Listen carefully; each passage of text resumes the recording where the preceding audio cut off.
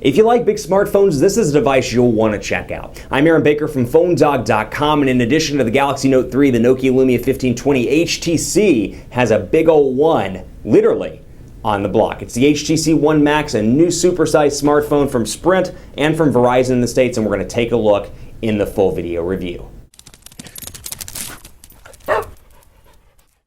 If you like the HTC One, but you've always thought to yourself, man, I wish I had a phone the size of the Xperia Z Ultra or Galaxy Note 3, but with the form factor of the HTC One, the One Max is going to be your device. There's a lot to like about HTC's newest device, and it completes the trio, if you will, of HTC One smartphones. You've got the Mini, the flagship HTC One, and now the HTC One Max. Coming very soon, available on Sprint now, coming very soon to Verizon Wireless, and it's got a giant body, a big display, and there's a lot to like about this HTC smartphone, and it carries over some design things from the HTC One, which has been their flagship for some time. Before I get too far into that, special thanks to HTC for sending us over a review unit, and also thanks to our partners at Best Buy Mobile. They give us the HTC One Max and other devices that we give to you for free on the site at PhoneDog.com. So thanks to them. When you walk into Best Buy Mobile, you'll walk out working, so whether you get the Sprint version or the Verizon version, they'll make sure you're good to go, your carrier settings are all set up, your phone settings are good to go, your messaging is set up, and you're ready to rock and roll out the door, thanks to the boys in blue. But the HTC One Max has a lot to like here. Specifications-wise, very similar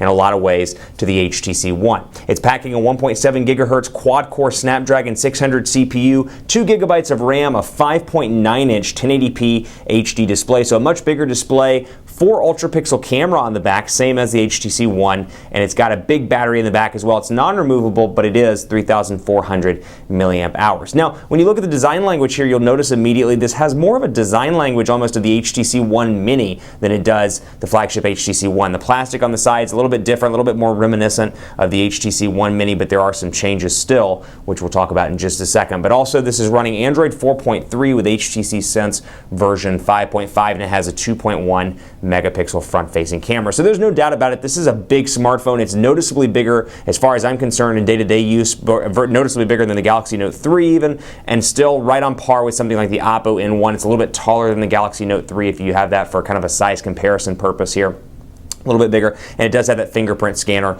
on the back, which we'll talk about a little bit later. You'll notice that there is a cover here on the side that does remove. It accesses the micro SIM card and accesses the micro SD card slot, but notice the battery is still not removable. But if you want to get back here to access the battery, you can do that, or excuse me, the micro SD card, you can do that by removing it rather from the side. Now, you'll notice immediately here, volume rocker on the right side, same spot. Power button has been moved to below the volume rocker from up top rather, because when you're holding this, it's kind of hard to go up top and try to press that power button. So they moved it to the side for accessibility purposes. 3.5 millimeter headphone jack up top with your IR blaster, so still for HTC's TV app, you got that, and of course a micro USB charging port down here at the bottom. But still, Android 4.3, Sense 5.5, the overall experience here is very similar. Boom sound speakers on the front, very similar to what you would experience with the HTC One. So maybe if you're coming from that device, or you've worked with it before, used it before, and you're thinking, hey, maybe I'll get an HTC One Max, you'll notice the experience is similar with a few key differences, which we'll talk about here in just a second. Obviously, the app drawer looks very similar on the Sprint version, which is what is here. This is a Sprint Spark device, so once Sprint Spark is available in your respective market, you can take advantage of that. But a couple of goodies out of the box here. One Weather, Bacon Reader, CBS Sports, of course the Google integration, Key VPN, Lumen Toolbar, Lookout, Kid Mode, and then just scrolling down through here and kind of looking pretty briefly. Scout, SoundHound, Sprint Music Plus, Sprint TV and Movies, Sprint Zone, TuneIn Radio, and then of course all the YouTube stuff, and Sprint Worldwide, all the YouTube stuff. It's like an old man. All the YouTube kids stuff that they listen to. It's crazy. That's crazy, I tell you. And of course, Blinkfeed here as well. And you notice highlights, and I've got, of course, Google Plus integration, calendar, gallery, and TV. So for example, calendars in here, I'm updating that. I've got TV. And then I can go into my highlights as well, which is what you typically see with something like a traditional Blinkfeed look and feel here. You'll see the application loaded up, or the actual area here loaded up. You can see the individual stories. And you can come up here at the top to highlights, and go back over here like I was just showing you and go into settings. So you'll notice the user interface here is different from what you would see on the HTC One. Notice in the old version, it was right up here at the top. Instead over here now, it's right here, and I can go to topics and services, for example, and either connect with Facebook, or I can select interests on my own and come in here to services and apps. I can come into featured headlines if I want to. So they've definitely expanded this out. You can see the technology section is a little bit more expanded. And down here, for example, technology and science, I can click on that. I love gadgets, so I love mobile, I love internet, I love the internet. So I can click on those and have those highlighted in my Blinkfeed as well. So of course the weather is still here at the top, but overall experience is very similar. You've got your home screens here as well. Blinkfeed is on. You can actually turn off Blinkfeed in Sense 5.5. So you've got that option. Of course, home screens as well. So a total of 5 home screens in addition to Blinkfeed to make for 6 total home screens in Sense 5.5 rather. That's a change as well. Back here, home button down at the bottom. And of course, let's take a look at the internet browser here and see how it performs. We'll load up phonedog.com and see how it performs.